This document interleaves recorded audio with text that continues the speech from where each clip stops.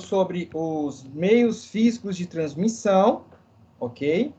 Nós estamos falando aqui mais especificamente da camada física, né, da interface de rede, ou onde os cabos, né, os meios físicos de transmissão são realizados de diversas maneiras, por meio de diversos meios de transmissão, ondas eletromagnéticas, elétricas, né, fibra ótica e tudo mais. Então, nós estamos falando aqui da camada física, da última camada, que é onde os dados trafegam em forma de bits mesmo.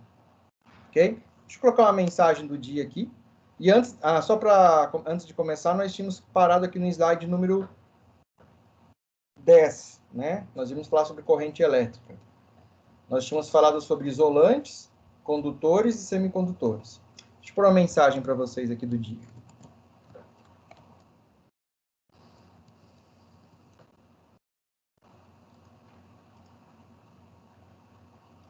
Bom, a mensagem de hoje é: às vezes se aprende a depender de Deus, confiando primeiro num amigo ou no cônjuge, ou compartilhando a jornada de outra pessoa batalhadora.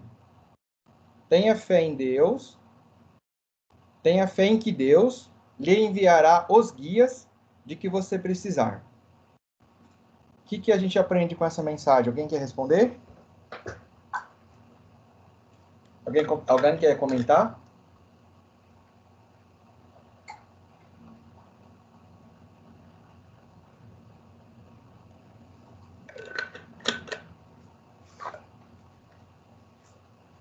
Ninguém, pessoal?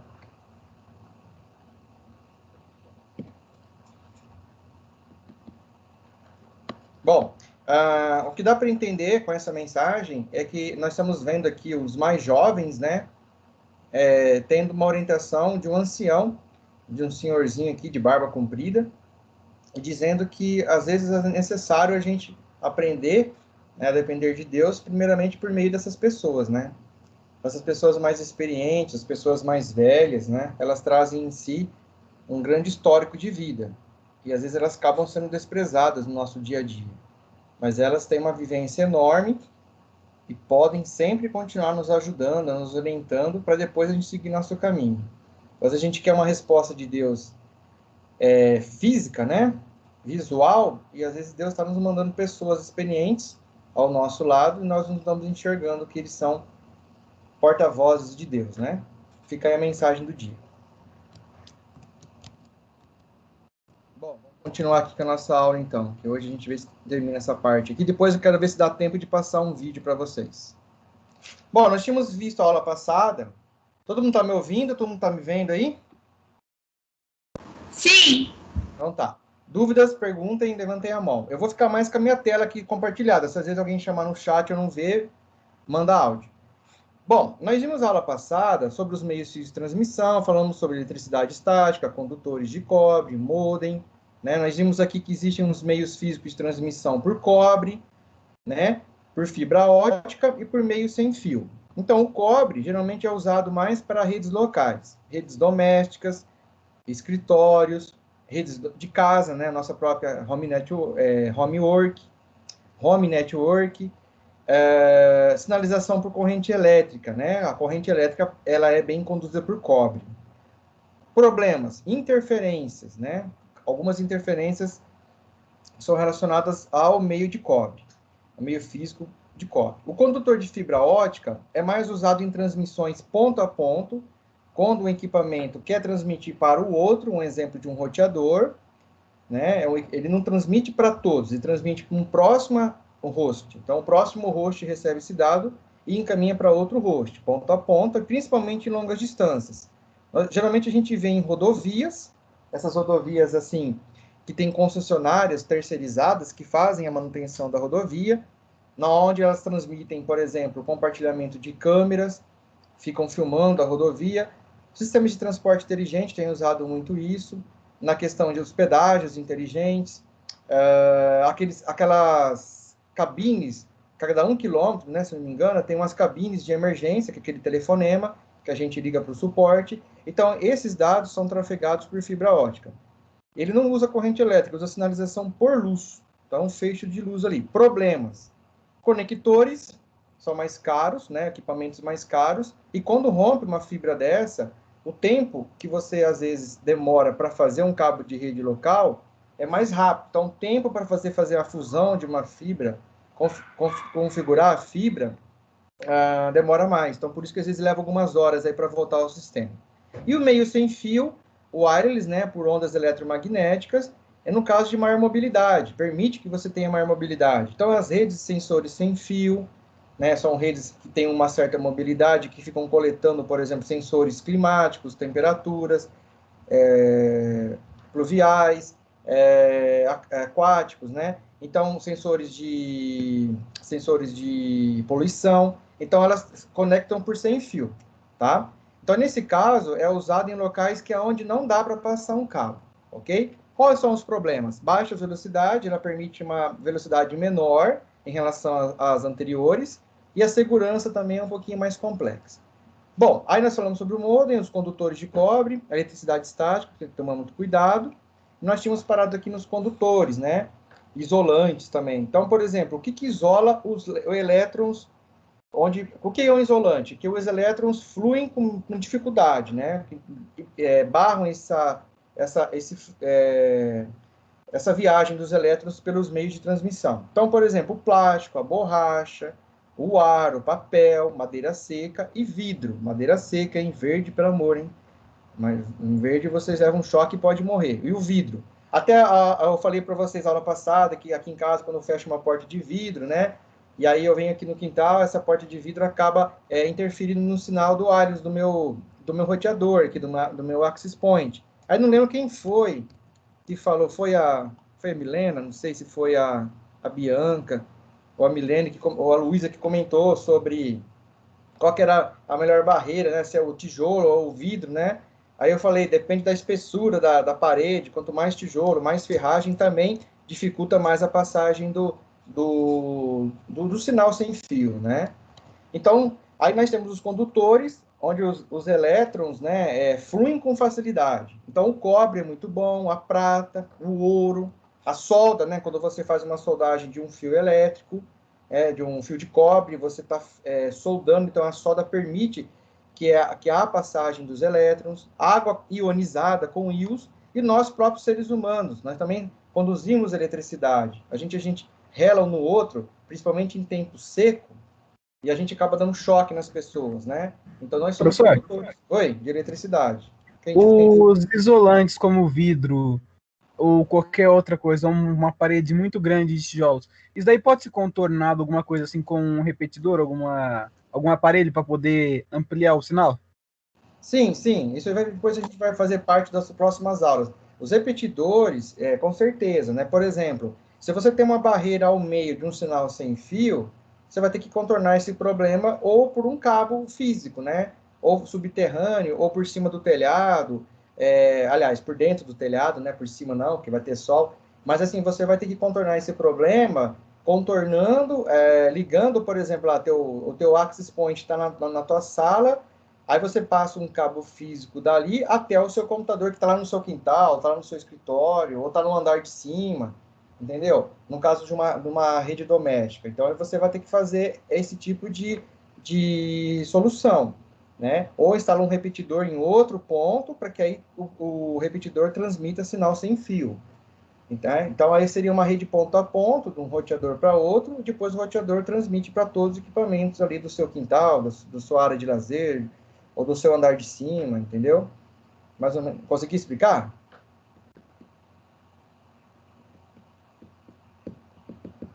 Entendeu, Guilherme? Sim, professor. Os semicondutores, bom, o fluxo de elétrons pode ser controlado com precisão. Então, uso carbono, germânio, arsenato de galho e silício.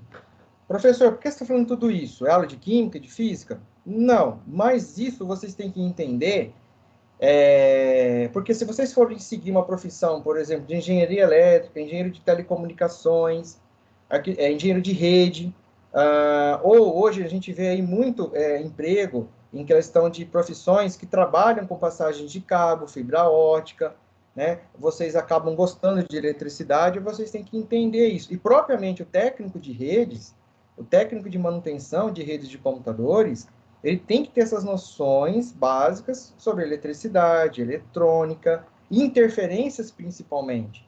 Então, tudo isso tem a ver com cabeamento estruturado, né? Vocês saberem que, às vezes, você está tendo um certo problema.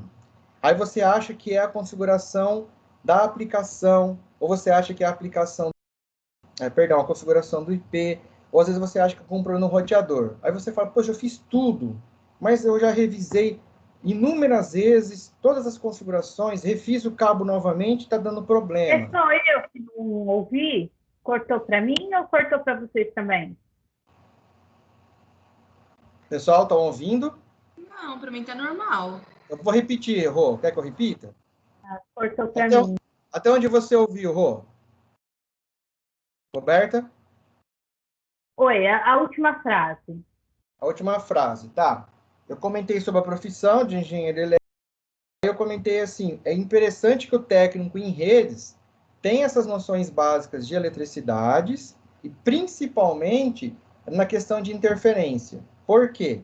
Porque quando você faz uma configuração correta, tanto do software, da aplicação, e tanto do hardware, por exemplo, do cabeamento e do roteador, você vê que está conectado ali, não tem nada de errado, e continua dando problema, primeiramente, o que você vai entender? Você vai ficar com dor de cabeça. Eu já fiz vários conectores e não foi. Testei o cabo, tá certo. Aí você vai começar a desconfiar do quê? Ah, é algum fantasma, algum espírito está acontecendo aqui. Não. É o problema de alguma interferência. Talvez algum aparelho ali do lado, algum outro equipamento está gerando uma interferência. Entendeu? Pode ser um calor, pode ser um problema dessas lâmpadas fluorescentes antigas. Essas lâmpadas econômicas, elas geram interferência. Às vezes, você tem uma residência ou o local está do lado de uma empresa que tem, por exemplo, equipamentos de radiofrequência, tornos, alguma coisa que gera aí uma interferência muito grande, né? Então, você tem que estar vendo isso, ok? É onde faz parte da pergunta do Guilherme. Você vai ter que contornar essa situação, ok? Por exemplo, você não pode deixar um cabo de rede exposto por cima do telhado nesse calor. Um exemplo simples, eu vou compartilhar a internet com meu vizinho. Você não vai passar o cabo de rede como varal, que nem eu falei ela passar, fazer um varalzinho lá, né? Por quê? Porque vai ficar exposto ao sol, chuva, sol, né? Umidade, você vai, no mínimo, passar dentro de um conduíte, né? Aí ele pode ficar até externo, vamos dizer assim, mas um conduíte reforçado, que esse conduíte isole o calor da temperatura do clima lá fora, né? Tudo bem? Então, vocês têm que ter essa noção, tá? Que nem eu disse a aula passada, hospitais, antigamente, hoje já melhorou muito, mas em hospitais, quando você adentrasse ao hospital, o seu celular não funcionava mais. Você tinha que sair lá, né? Você tinha que sair daquele ambiente e ir lá fora para poder fazer receber ou fazer uma ligação. Porque os equipamentos de radiologia, né? E principalmente as paredes de espessura larga do hospital, né? A ferragem, os equipamentos bloqueavam o sinal do celular, ok? Tudo bem essa parte de interferência? Vocês têm que estar antenados com isso. Então, tudo isso, todas essas partes de química, física, isolante, condutores, semicondutores, né, estática, tudo isso faz parte do contexto, principalmente na questão da parte física ali de transmissão dos dados. Tudo bem? Bom, corrente elétrica, como a gente disse, é fluxo de cargas criado com deslocamento de elétrons. Nós estamos falando aqui num nível mais físico da coisa, né? Ao aplicar uma voltagem, os elétrons se deslocam do terminal negativo para o positivo através de um circuito. Como a gente tem uma imagem aqui, ó. Nós temos uma simples bateria, elétrons positivos e negativos, né? A fonte de voltagem. Aí nós temos um fio, ok? Que faz com que conduz esses elétrons. Ou um semicondutor, que faz um controle melhor, fazendo com que esses elétrons percorram aqui por esse canal de condução, que é um fio de cobre, por exemplo. Terminal negativo repele os elétrons e o positivo os atrai. A lei da atração e reação, né? Corrente é medida em ampere, né? Uma amperagem, né? 1 ampere é o número de cargas por segundo que passa por um ponto, ok? Circuitos, né? Quando a gente conseguir controlar melhor, então a corrente elétrica flui em loops fechados, chamados de circuitos, né? São lugares fechados, né? Loops fechados. Esses circuitos devem ser compostos por materiais condutores e ter fontes de voltagem. Então, nós temos aqui agora uma pilha, uma bateria de 6 volts, onde há um circuito, onde há aqui um circuito, né? E existe uma chave que faz com que ele ligue e desligue esse circuito, né? O circuito fica aberto ou o circuito fica fechado, né? Então, quando você liga a chave, né? A chave ligada, circuito fechado. Chave desligada, circuito aberto, sem corrente, sem continuidade. É igual você apertar o interruptor de uma luz, de uma lâmpada, acender e apagar. Aqui tudo bem?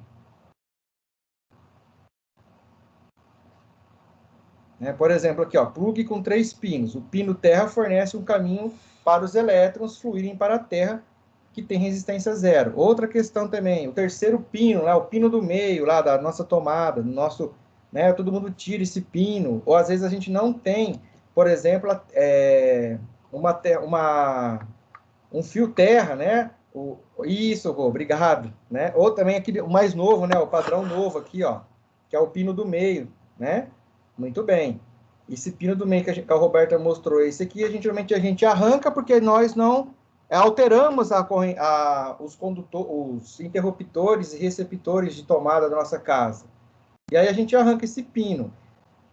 Se a nossa casa não tiver uma boa aterragem, né, um fio terra lá bem configurado por um eletricista, a gente recebe um raio, às vezes, cai perto da nossa casa e pode queimar os equipamentos. Então, isso faz também... Isso é muito importante numa organização, numa empresa. Em casa, as pessoas, às vezes, não fazem muita atenção, mas é necessário também. Principalmente para quem mora em locais que têm índices maiores de raios, né, de descarga de energia elétrica. Tá? Bom, continuando, cabos de rede. Quais são as características do cabo de rede? Banda passante. Qual é a velocidade de transmissão de dados que é suportada naquele cabo? Eu acho que vocês estão vendo isso em teleprocessamento. Então, se eu estiver enganado, se eu não estiver enganado,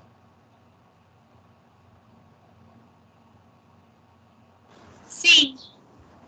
joia. Banda passante, atenuação, né? Perdão, aqui. A velocidade de transmissão depende do tipo de conduíte usado, complementando a questão do Guilherme também, né? Então você vai ter que, se você quer transmitir um sinal wireless e aí está dando problema de interferência, nós vamos ter que converter esse sinal em um meio físico, no caso de um cabo de cobre, entendeu, Guilherme? Para que aqueles equipamentos que estejam em outro local consigam receber os dados, tá? Então, aqui, a banda passante, qual que é o suporte de transmissão? A velocidade suportada de transmissão, né? E depende muito do tipo do conduíte utilizado. A atenuação, geralmente, é probleminhas, né? Qual é a distância que um sinal pode percorrer o cabo antes que a atenuação desse sinal se torne um problema? O que seria a atenuação, então? A atenuação é a degradação do sinal, é diretamente relacionado à distância que o sinal transita e o tipo de cabo usado. Por exemplo, se a gente dá um grito, quando eu estou perto de vocês, fisicamente, dentro de uma sala de aula, lá do IFE, se eu der um grito, todos vão ouvir, assim, né? Vão entender. O próprio Rian também vai ver que eu estou abrindo a boca, estou fazendo um gesto lá para o Rian entender, eu estou gritando, né? Ou se eu fizer gestos para o Rian, gestos meio desesperados, ele vai entender que eu estou tendo algum problema, tá? Agora, se eu der o mesmo grito ou fizer gestos para pessoas que estão lá na portaria do instituto, por exemplo, lá na entrada, será que eles vão ouvir o meu grito? Ou vão estar vendo o meu gesto?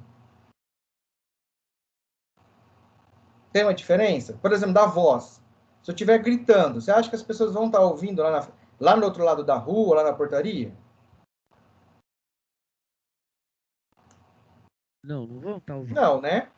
Provavelmente não. Por quê? Porque a minha voz ela vai se degradar, vai ter uma atenuação ali, aspectos físicos, naturais, que vão interferir, né? O som vai levar a minha voz até um momento, pela potência dela.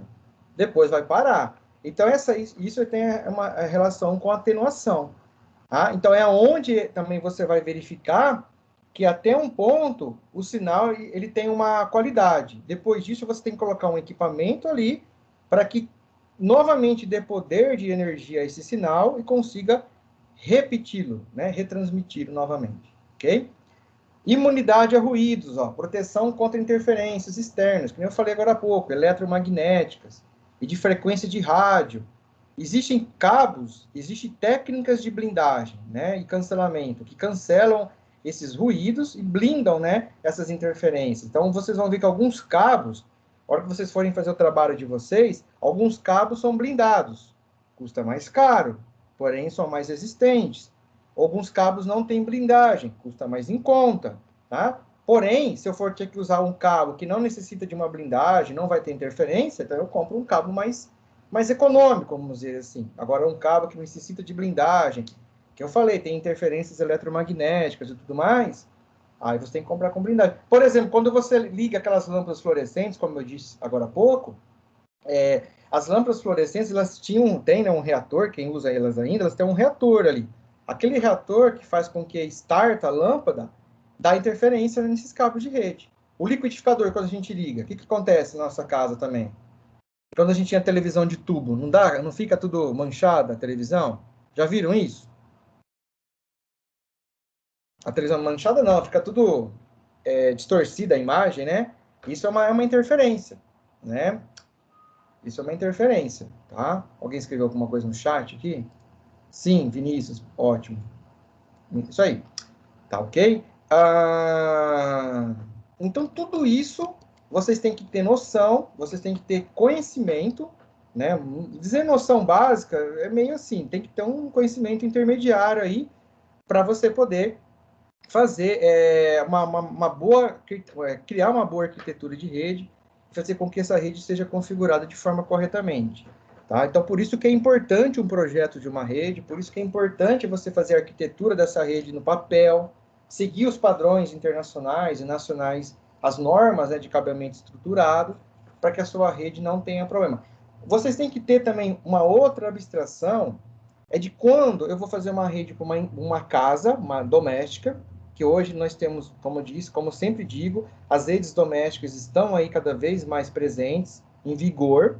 Nós temos hoje uma rede LAN em casa, porque nós temos smartphones, os tablets, televisões conectadas.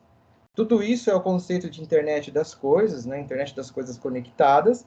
E essas coisas conectadas, elas precisam trocar informação, ou por meio físico, né? Os meios físicos, ou por meio de ondas eletromagnéticas, ou por fibra ótica, ou por cabos de cobre. Dificilmente a gente instala uma fibra ótica em casa, mas o wireless, né? Sinal sem fio. E com fio, isso é fato, né? Provavelmente a maioria de vocês já tem aí em casa uma mini rede, né? Uma micro rede, sem fio e cabeada. Então, vai você saber o que é melhor cabear. Por exemplo, essa aula pelo Teams aqui no meu computador. Estou usando um cabo de rede, né? Conectado lá no meu modem, no meu roteador, e vem até aqui no meu computador. Porque eu estou numa distância aí, de alguns metros longe dele, tem essas interferências. Eu posso até usar a rede sem fio, mas provavelmente vai cair toda hora. Então, eu uso um cabo. Por exemplo, aqui em casa eu tenho uma televisão. A minha televisão já tem uns 2, 3 anos. Uns 3 anos, a Smart TV. Durou, acho que mais ou menos uns 8 meses a conexão sem fio dela.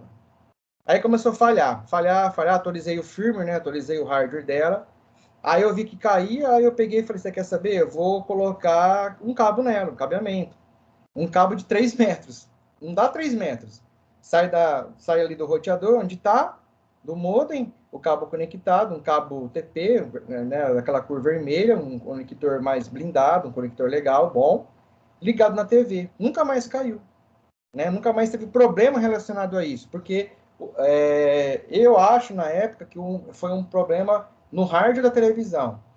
O receptor dela, né, sem fio, o transmissor dela, teve problemas em capturar a imagem, o sinal de transmissão do roteador sem fio. Colocou um cabo conectado, melhorou. Entendeu? Então, né, alguns equipamentos, ao invés de vocês colocarem por sem fio, né, cabeamento sem fio, coloquem cabeamento conectado, com fio cabeado. Entender essas diferenças, essas questões de interferência, essas questões de interrupções, tudo bem essa parte? Conseguiram entender legal sobre isso? Sim ou não? Sim. Todo Sim, mundo professor. entendeu? Não pode sair sem entender essa parte, tá? Não vou entrar em detalhes, assim, de questão de mais aprofundado, questão de física, química, né? A gente já comentou ali, mas assim, que vocês têm que saber observar isso. É muito sério, é muito rigoroso, principalmente numa arquitetura de rede. E, continuando aquele assunto que eu falei, vocês vão se deparar, às vezes, talvez vocês vão configurar 100 redes, né? 100 casas diferentes, 100 casas domésticas, 100 residências. 100 não é 100, é 100 de número 100 mesmo, né? Eu configurei 100 redes locais na minha vida inteira, um exemplo, né? E aí, de repente, vocês vão se deparar com uma grande empresa. Aí vocês vão falar, putz, e agora? Estou assustado. É diferente, com certeza é diferente.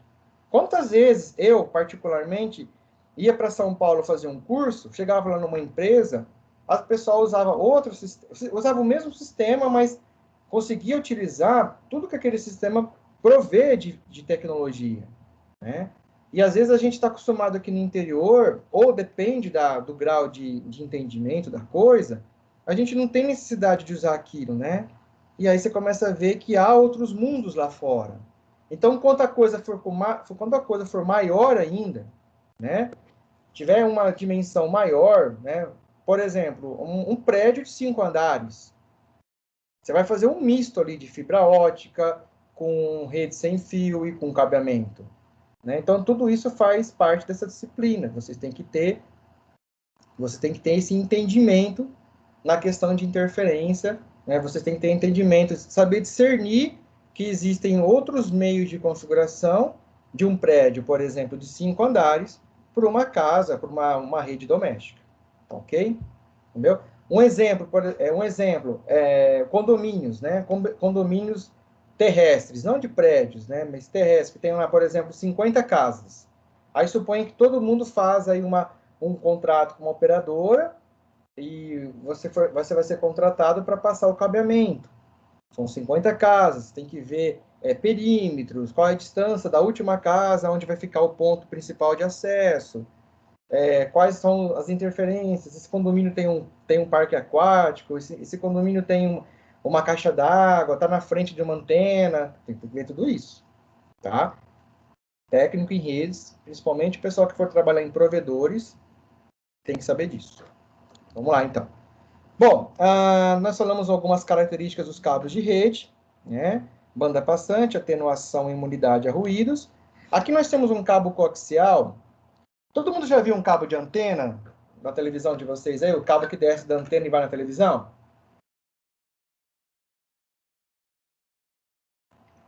Ele tem por fora ele tem uma capa, vamos dizer assim, né? Um revestimento externo parecido com plástico. Depois ele tem uma malha de blindagem. Aí ele tem um isolamento plástico, aí tem um condutor de cobre. É semelhante a esse cabo aqui. A gente fala cabo coaxial, o nome é cabo coaxial. Só que esse cabo coaxial aqui é um cabo mais resistente, que antigamente era usado para redes cabeadas, ponto a ponto, antiga, Ethernet de base 10, tá? E chegou a ser base 100, não, base 10, isso. Só que é um tipo de rede local mais antiga. E o conector é chamado de BNC. É um conector que você encaixa na outra ponta. Deixa eu ver se eu tenho aqui. Não, não tem. No cabo. Inclusive, eu tenho ele lá no instituto na minha mesa. Estava lá. De ter pego um dia. Mas aí você conecta no computador, na placa de rede. Fazer esse cabo é mais complicado do que um cabo RJ45. Um conector RJ45 você leva aí, na prática, nem 5 minutos, talvez. Esse aqui você vai demorar aí uns 10, 15 minutos, que é mais trabalhoso montar esse cabo e o conector.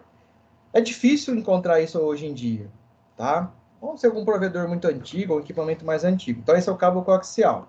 Aí nós temos o cabo par trançado blindado, que é o STP. Né? Aqui a gente pode observar, e também tem uma capa, um revestimento interno, ele tem aqui uma bandagem que vai proteger, né? A blindagem de folha metálica, os cabos são revestidos, os pares são revestidos com uma folha metálica. Então, esse aqui é um cabo de par trançado blindado, mais caro e usado para situações mais assim de interferência. Aí nós temos um cabo par trançado comum, geralmente que a gente usa mais em casa, usa em lugares assim, redes domésticas ou em escritórios, que é um cabo par trançado, é a mesma coisa que esse anterior. E lembrando que esse tem o quê? Blindagem. Blindagem de folha metálica e tem uma lâmina aqui, que protege os cabos, tá? E aqui nós temos um cabo par trançado comum, que é o UTP, que eles são pares trançados também, 2, 4, 6, 8 fios, são trançados em pares, que é um isolamento em plástico, em código de cores, né? O fio de cobre está aqui no meio, ó. Não sei se vocês estão observando, né? E esse plástico que reveste o fio de cobre são de cores, né? Laranja, branco do laranja, verde, branco do verde, azul, branco do azul e marrom, branco do marrom, ok? Esse cabo aqui, ele é não blindado, é o que a gente mais usa aqui hoje em dia. Então, ele transmite uma velocidade, um throughput de 10 ou 100 ou até 1000 megabits, dependendo da qualidade e categoria do cabo. 10 megabits ou 100 megabits ou até 1000 megabits, que é a rede Fast Ethernet, né? Hoje em dia que a gente usa mais aqui é 1000 megabits, né? Ou 1 gigabits, né? O custo é mais econômico, né? Os meios fios do tamanho do conector pequeno, comprimento máximo do cabo, 100 metros. Então, esse cabo aqui, ele tem um comprimento máximo. Um exemplo, se você for ligar um computador A no computador B, 100 metros é o máximo. Feito isso, começa a ter o quê? Que degrada o sinal lá? Qual que é a palavra correta? Que degrada o sinal? O que é? O que degrada o sinal? Atenuação? Atenuação, tá? Então, o sinal é degradado, ok? É claro que aqui, considerando 100 metros, quando não tem PET-core, né? Outros cabos para fazer a outra conexão. Os PET-pen, os PET-core. Aí você tem que diminuir, tá? Dificilmente você vai ter 100 metros dentro de casa, a não ser que esse cabo precisa percorrer por uma parede, aí ele sobe por outra parede, passa pelo telhado, precisa fazer alguns contornos aí, né? Aí talvez, mas é difícil ter 100 metros dentro de casa. É onde a gente tem que colocar aí switches, né? Antigamente usava-se hubs, né?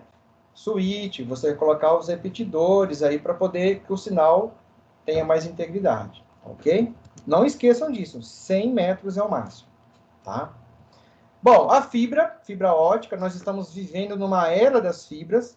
Por que uma era das fibras? Porque antigamente, há 5 anos atrás, há 10 anos atrás, né, a fibra era muito mais cara, eram usados só em locais de extrema importância, que tinham muita interferência, ou em rodovias, como eu disse, né, lugares que precisam realmente de ter distâncias longas, tá? Então, a fibra ela trabalha com a teoria da reflexão e refração. Quando uma luz atinge a interface entre dois materiais transparentes, a luz se divide em duas partes. Uma parte do raio de luz é refletido de volta na primeira substância, com um ângulo de reflexão igual ao ângulo de incidência. Então, nós temos aqui um exemplo. Bate num ângulo, né, numa parte e reflete na outra. A energia restante, no raio de luz, cruza a interface e entra na segunda substância. Então, a fibra ótica, a base de funcionamento dela é a teoria da reflexão e refração.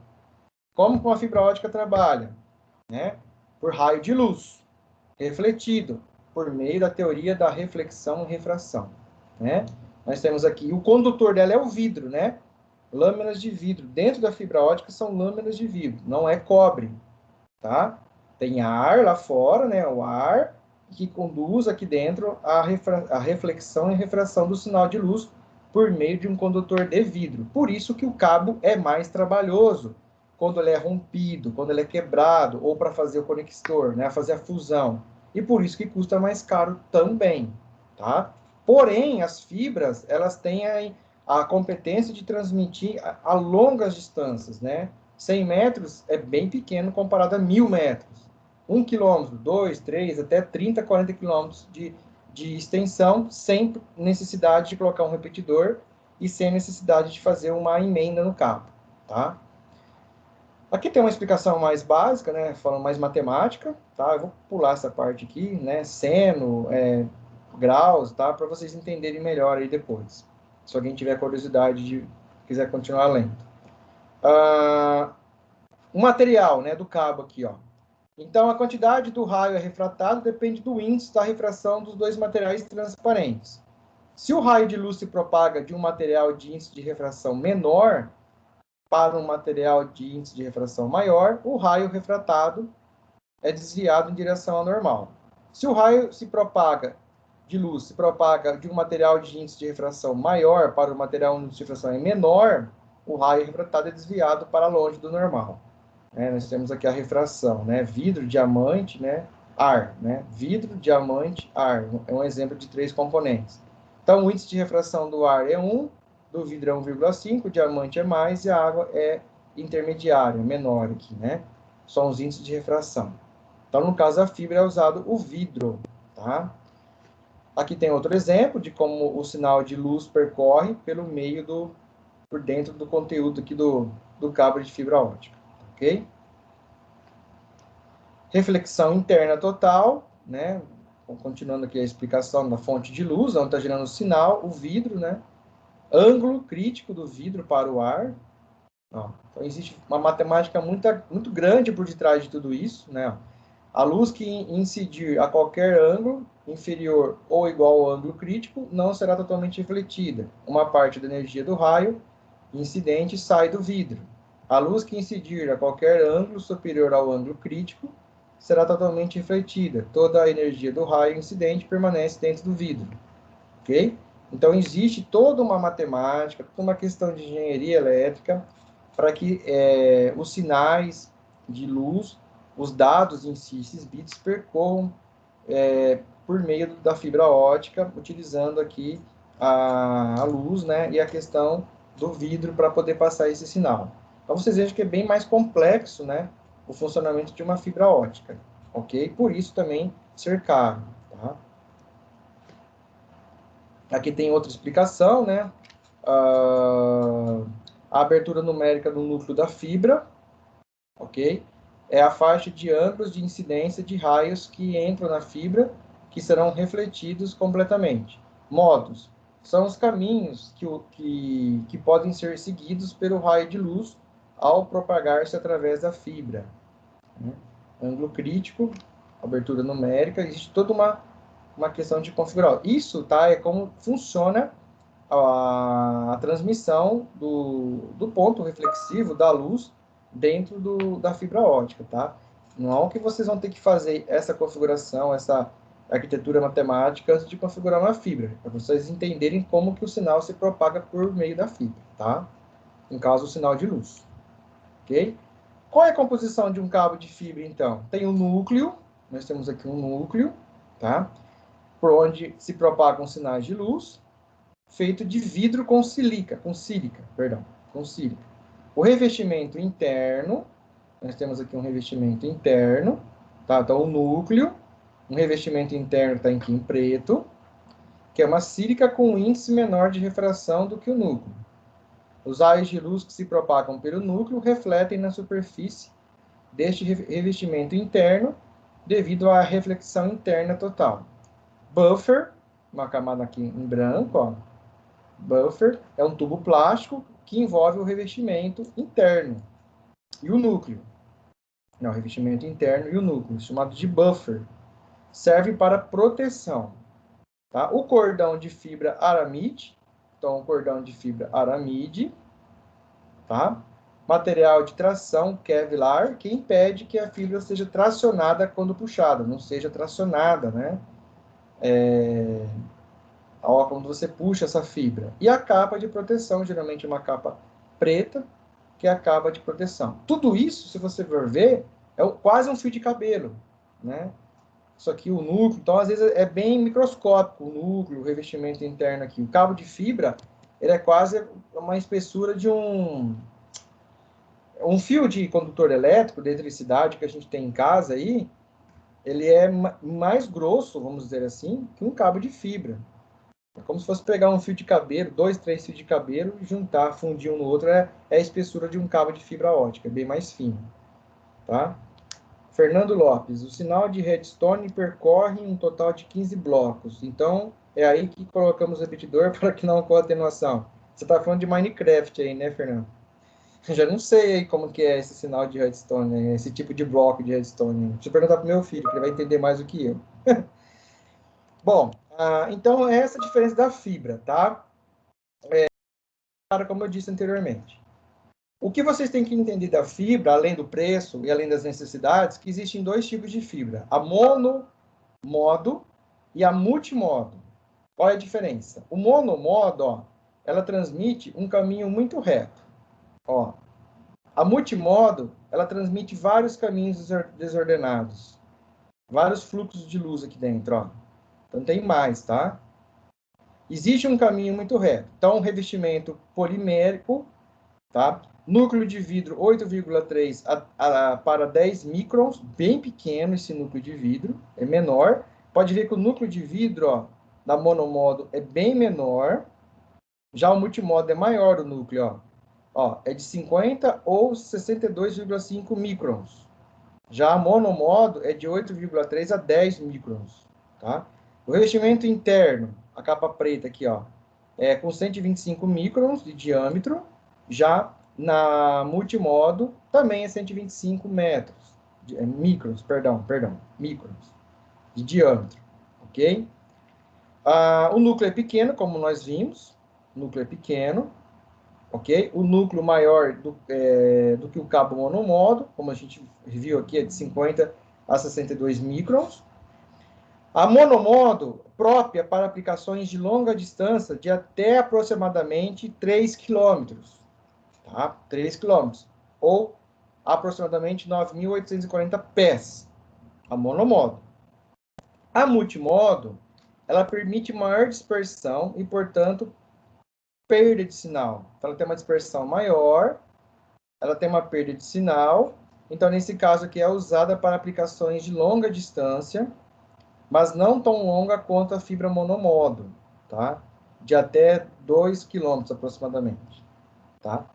A monomodo utiliza lasers como fonte de luz, frequentemente dentro de backbones, em cidades universitárias, para distância de vários milhares de metros.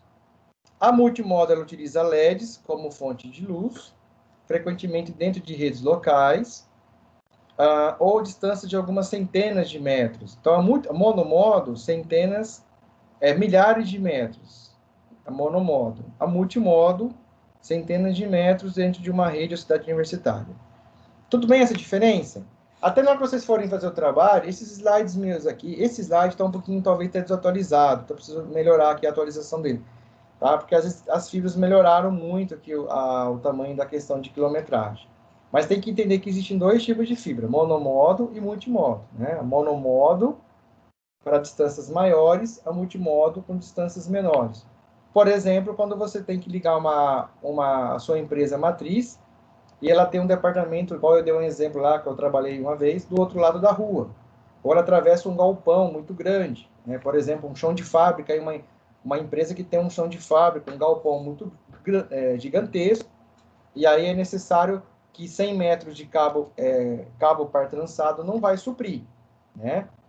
Os 100 metros de cabo não vai dar para fazer. Aí, para você não ter que ficar colocando switch no meio do caminho, você vai pôr uma fibra. Aí você pode pôr uma fibra, por exemplo, multimodo. Por quê? Porque é mais em conta, né? E ela é usada para distâncias menores. Não vai ter lá talvez 1 quilômetro. Tem empresas que têm aí talvez 1 quilômetro de extensão. Se a gente pegar, por exemplo, uma empresa grande aqui da cidade, essas fábricas de ventiladores, empresas de suco de laranja, de café, né? Principalmente quando uma empresa ela tem essa certa distância entre uma matriz e uma filial, ou um departamento que é externo, né?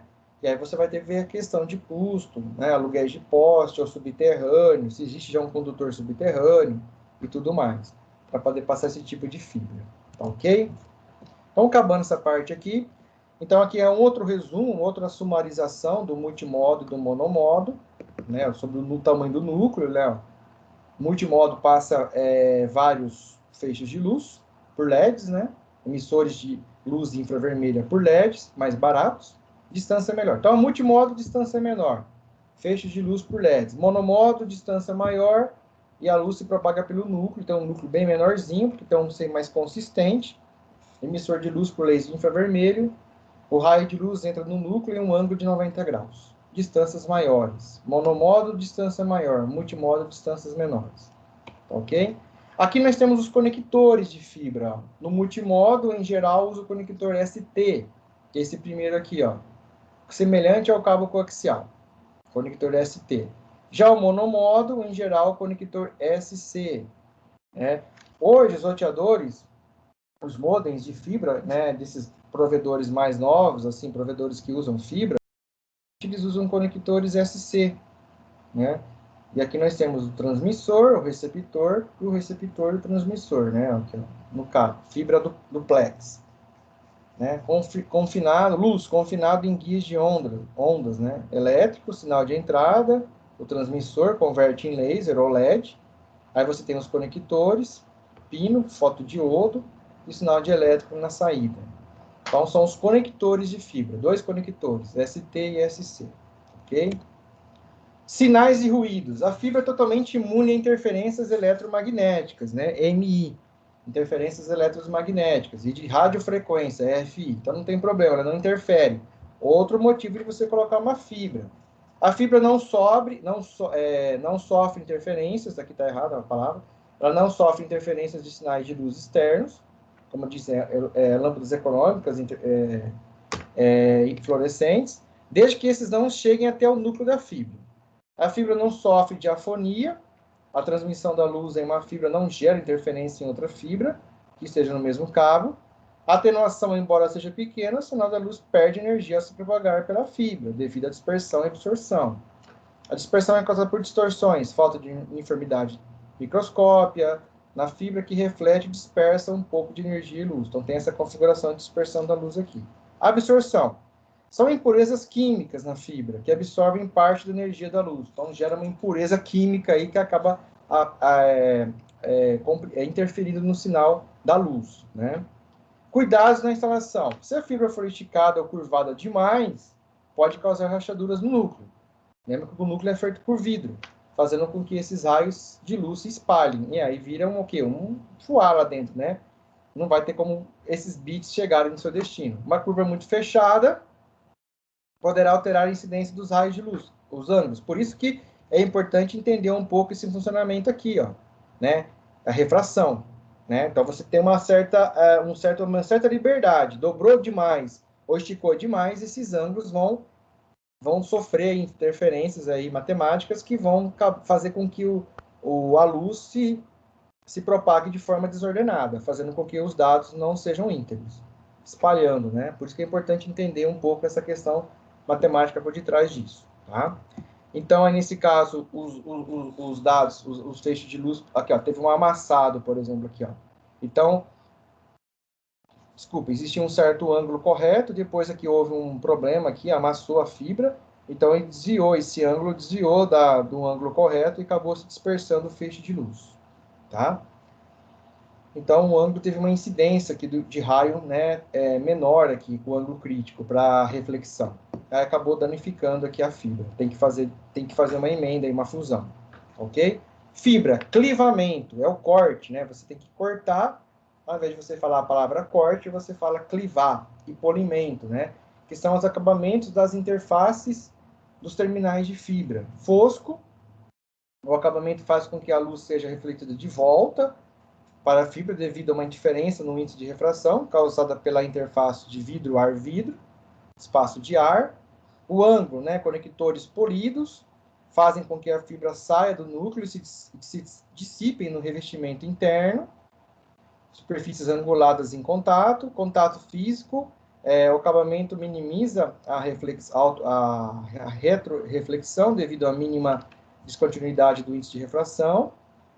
E o ultra, que é o acabamento de conector polido, utiliza vários níveis de película, de polimento, para obter uma superfície ultralisa. Por isso, aí no caso, que os equipamentos de vocês fazerem a fibra, de conectar essa fibra, de fazer esses conectores, são caros também, né? Eu estou falando assim de uma comparação em um espaço-tempo de 10 anos, tá? Muito mais caro.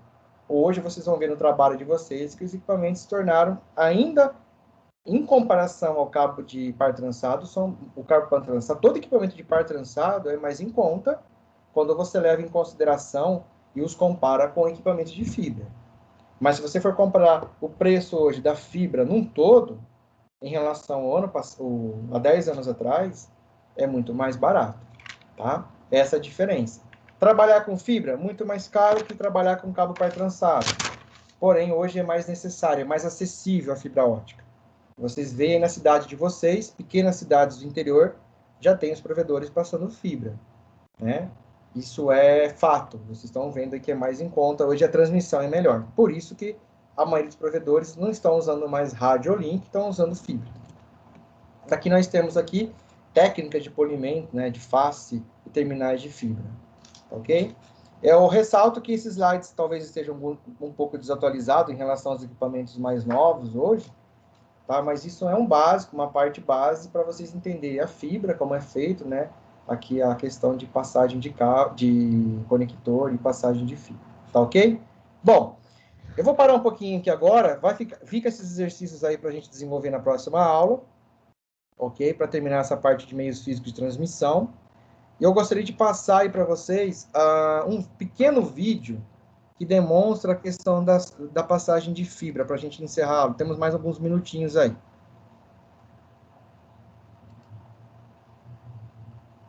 Uma curiosidade, tá? Estão me ouvindo? Sim. Sim. Ai, graças a Deus. Você estava falando pro fantasma. Vocês estão muito silenciosos hoje, porque é terça-feira, ou é muita prova?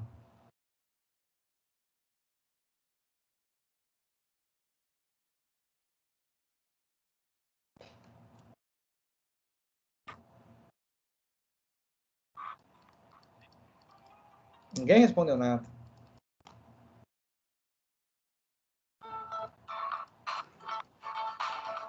Eu vou passar um projeto aqui, um dos vídeos. Depois eu vou colocar lá os links no Teams, tá? É um vídeo que chama Projeto Google, Projeto Júnior de 2017. Tem um outro vídeo bacana que eu não encontrei, mas dá uma demonstração de como passa a fibra ótica submersa, submarina, tá? Professor, você não está apresentando para nós, nós está vendo ainda o PowerPoint. Eu vou passar agora.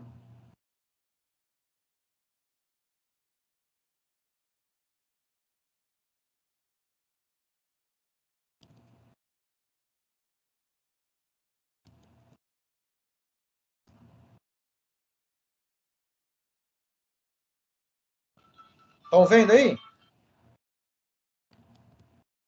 Estão escutando? Sim. Olha lá, extensão 400 quilômetros.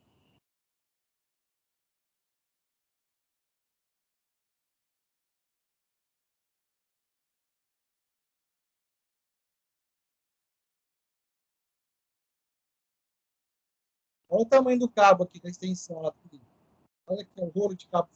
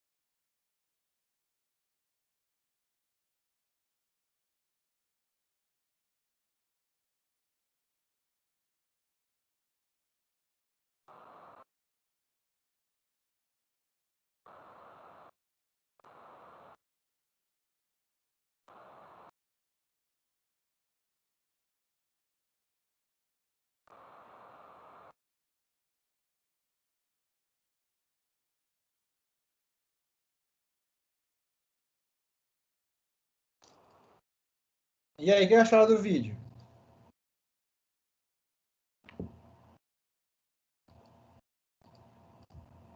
O que vocês acharam do vídeo?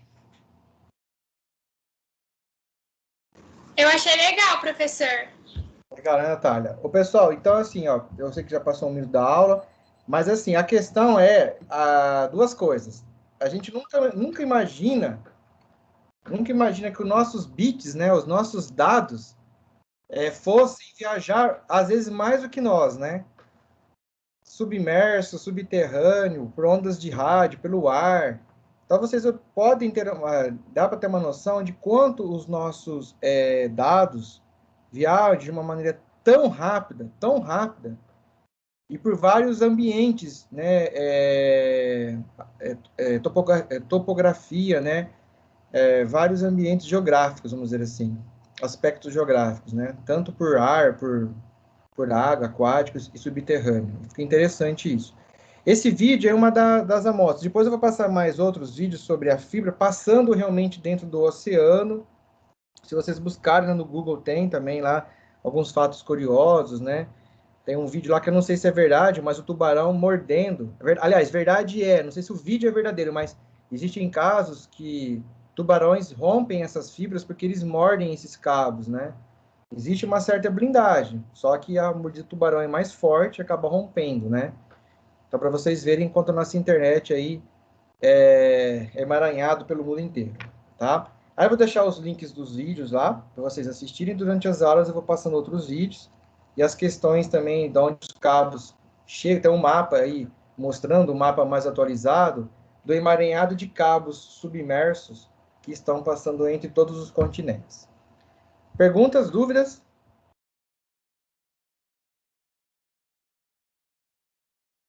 Sim, Fernando, o vídeo tinha som. Vocês não viram o som do vídeo? Mas não falava nada, tá?